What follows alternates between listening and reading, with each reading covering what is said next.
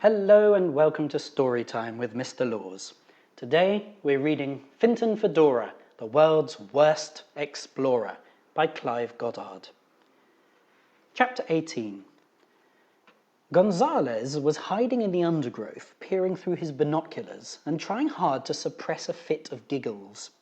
For several minutes he'd been watching the hilarious spectacle of Fintan attempting to learn how to paddle a wooden canoe. The older man sitting at the front had mastered the paddling technique fairly quickly, but was being seriously let down by the gangly idiot sitting at the back. Despite Anna's shouted instructions from the bank, they could do nothing more than wobble from one side of the river to the other, where they'd wedged in the mud and occasionally go round in circles. When it eventually became clear which direction they were supposed to be heading in, Gonzales crept furtively downstream through the trees to survey the land ahead. It seemed he would have no problem trailing them on foot, which was lucky, as there was no sign of a second boat anywhere. He could see through his binoculars, however, that a short distance ahead, the river split into two. That wasn't good.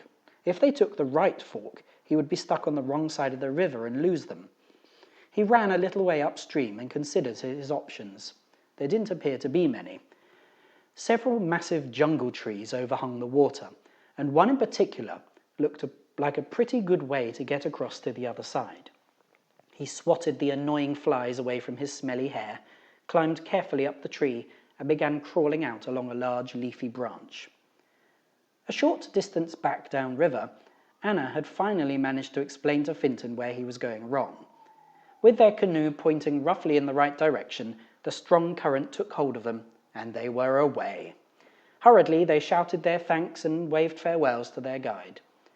Fintan was pretty sure he wouldn't miss her, but Gribbly wasn't so sure. He was about to head deep into the Amazon rainforest with an accident-prone 14-year-old boy who couldn't even paddle in a straight line. This was an extremely worrying prospect, and one he couldn't believe he had allowed himself to be talked into. Gonzales crawled into position on his branch, took cover behind a mass of leaves, and lifted his binoculars to his eyes. He could hear them coming before he could actually see them. Fintan was sloshing his long wooden paddle around with all the grace of an ice-skating giraffe. Gribbly was trying to get him to paddle in rhythm, but it seemed the boy had no sense of timing at all. Most of his attempts resulted in him swiping the surrounding bushes or sticking his oar in the mud. Even when he did manage to get the right end of it in the water, it only resulted in a lot of splashing and very little forward momentum. "The river forks here, sir," said Gribbly, ignoring the waves of dirty brown water Fintan was sloshing onto the back of his head. "According to Anna's map, we need to go to the right, so you'll need to paddle on your right side, so we steer that way." "Okay," said Fintan, plunging his oar in on his left side. Gonzales tutted to himself from behind his clump of leaves. Perhaps the boy really was an idiot. The fact that they were heading to the right did mean, however, that he had been right to plan ahead, as he would now have to climb to the opposite bank to avoid losing them. "No, sir, paddle on the other side," shouted Gribbly, wondering why they were heading towards the wrong fork. "The other side." "Oh, sorry, Gribbs," said Fintan, quickly hoisting his oar overhead in a huge swinging arc. The mathematical odds against hitting a man in the face with an 8-foot paddle while he's hiding in a tree in the jungle are astronomically huge. However, that was exactly what happened. Gonzales was vaguely aware of a hard, flat object suddenly appearing before his eyes and hearing a loud cracking sound before fading into unconsciousness. He slumped senseless onto his branch, then slowly slid out of the tree and into the river. Fintan and Gribbly didn't hear the loud splash made by Gonzales hitting the water behind them, as it was masked by all the other loud splashes coming from the back end of the boat. After a lot of effort and precarious wobbling about, they managed to persuade their shallow wooden canoe to go the right way. Gonzales wasn't unconscious for very long. In fact, as soon as the first sudden rush of muddy water forced itself up his nose, he rapidly recovered some of his senses. His eyes flew open and stared in shock. It appeared the world had got a lot thicker. It had also turned a murky shade of greeny brown and had lumps floating in it. This, and the fact that he was finding it difficult to breathe, suggested he was drowning. Gasping and retching, he clawed his way up to the surface and flailed uselessly around before grabbing at a floating branch. Breathing heavily, he clung to his moss-covered life raft and grew increasingly furious. He could scarcely believe it, but Fintan had outwitted him yet again. The idiot kid had somehow got the better of him for a third time. On the plus side, however, he wasn't dead, and he could still hear Fintan's hopeless attempts at paddling, which meant his enemy couldn't be far ahead. He also didn't have to worry about smelling of dog wee anymore. For a moment he contemplated getting back to the bank, but as the strong river current was carrying him along behind them, he decided he might as well stay in the water and let the current do the work. After a while, a slightly sturdier raft of jungle foliage floated alongside him, which would offer better camouflage. Cunningly concealed by leaves and clutching the slippery, moss-covered log, Gonzales drifted discreetly along behind, keeping a watchful eye on Fintan up ahead. This wasn't so bad, he told himself. Certainly a lot easier than walking. This positive thought managed to keep him cheerful for a while. Well, it did until he entered the bit of the river with the piranhas in it. Chapter 19. After spending several unhappy hours sitting on the roadside, arguing about what to do next and whose fault it was that they had to do it, the Bumsteads had managed to flag down a passing lorry. Encountering any traffic at all along the isolated forest road was extremely rare, so they were grateful to have a lift. They sat in the cab of the huge logging truck laden with enormous tree trunks and grinned at the driver. He appeared to speak no English at all, which suited them perfectly, as they were no good at polite conversation and hadn't yet thought up a reasonable explanation as to how they'd got there. The driver was just as happy to ignore his passengers, though he did wind down his window fairly quickly to get some fresh air. Tinny music played non-stop on the man's radio, which was turned up far too loud. After an hour or so of uneventful lurching and bumping along amid endless, dense forest, the music stopped for a news bulletin. Eric and Edith, of course, had no idea what the Brazilian newsreader was saying, but did notice that the truck driver suddenly started looking at them in a funny way. As indeed he would. According to the radio news, a fat young man and skinny old woman of European appearance had viciously attacked an innocent hot dog vendor in Santos Coelho and stolen his vehicle. Police were warning the public not to approach them as they were considered highly dangerous. Armed units were at that moment searching for the fugitives and their stolen vehicle and had set up roadblocks to catch them. Aware that the trucker was eyeing him suspiciously, Eric grinned stupidly and made a matey thumbs-up gesture. It didn't appear to make the driver any more friendly. The tinny music returned, and the truck rumbled on.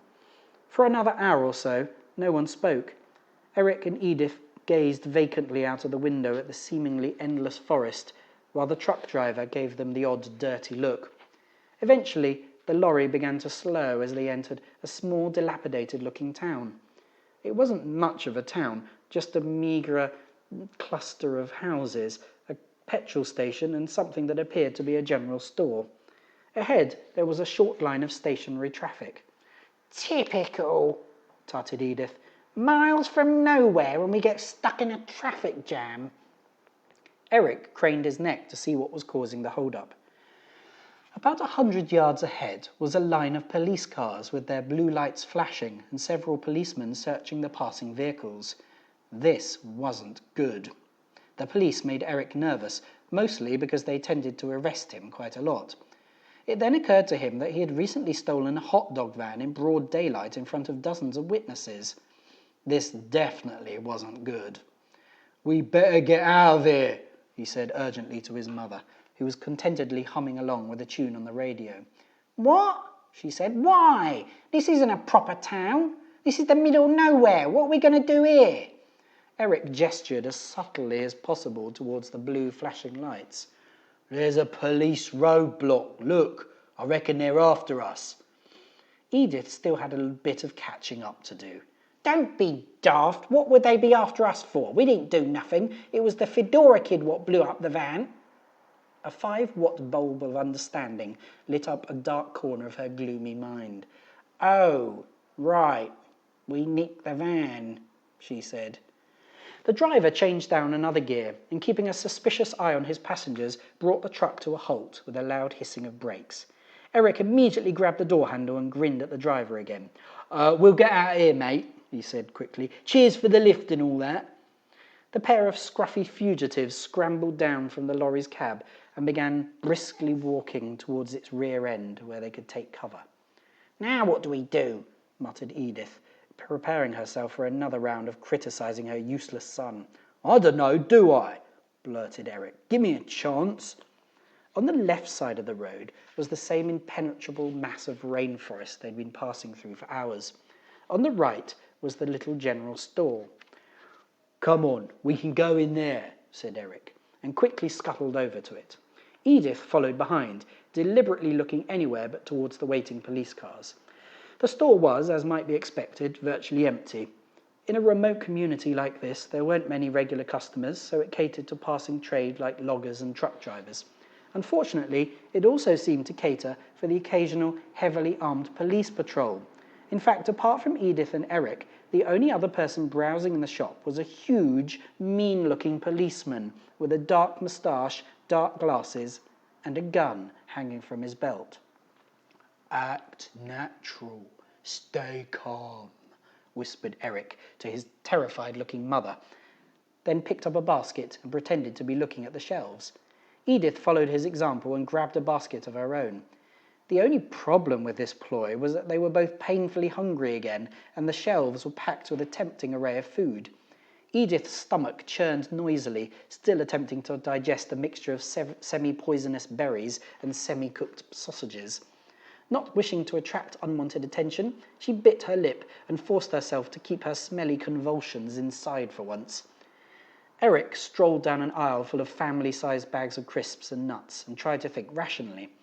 It looked likely that they'd have to make a run for it any minute, so he might as well pick up a few essentials while he could.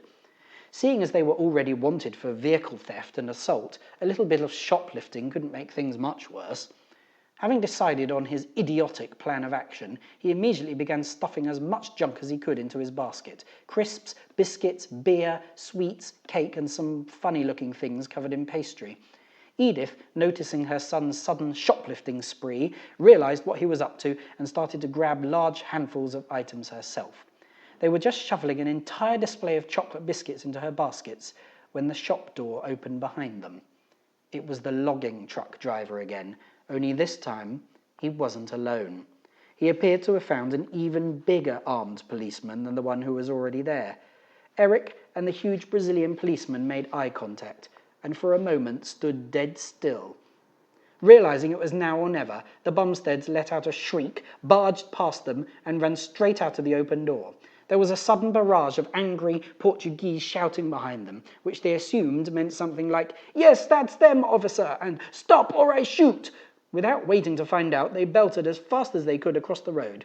Further warnings were shouted and ignored, closely followed by cracks of gunfire. Still clutching their heavily laden shopping baskets, Eric and Edith hollered in mortal terror and plunged into the thick tropical undergrowth. "Now what do we do?" shrieked Edith, not used to being shot at.